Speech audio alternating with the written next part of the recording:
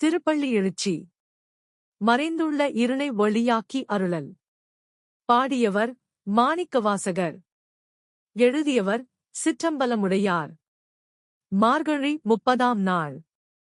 புவனியில் போய்ப் பிறவாமையில் நாள் நாம் போக்குகின்றோம். அவமே இந்த பூமி சிவனிய கொள்கின்றவாறென்று நோக்கி. திருப்பெருந்துறையுறைவாய் திருமாலாம். அவன் விருப்பெய்தவும் மலரவன் ஆசைப்படவும். நின் அலர்ந்த மெய்க்கருணையும் நீயும்.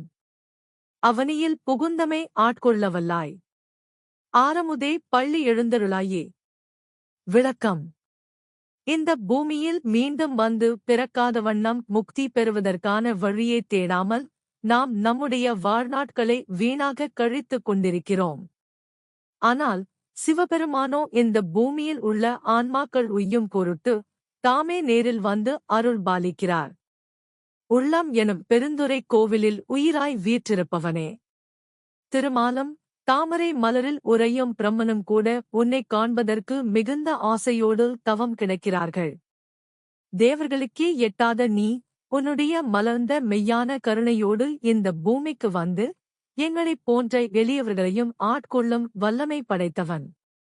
தெவிட்டாத அமுதமே.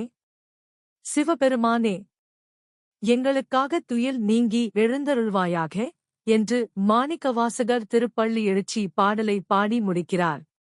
கருப்பொருள்.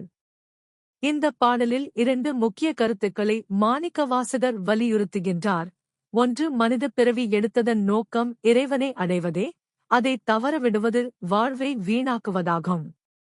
மற்றொன்று, பிரம்மா விஷ்ணு போன்ற பெரிய தேவர்களாலேயே காண முடியாத இறைவன் அடியார்கள் மீது கொண்ட கருணையால் பூமிக்கு இறங்கி வந்து இயற்கையின் வடிவில் அருள் புரிகிறான்.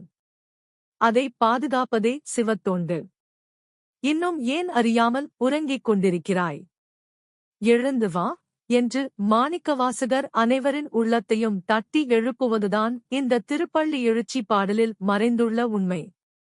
இந்த இரண்டிலும் ஏதேனும் ஒரு கருத்தை பின்பற்றினாலும் பேரொளி எனும் சிவப்பேற்றை அடையலாம் என்பதே இப்பாடலின் கருத்து.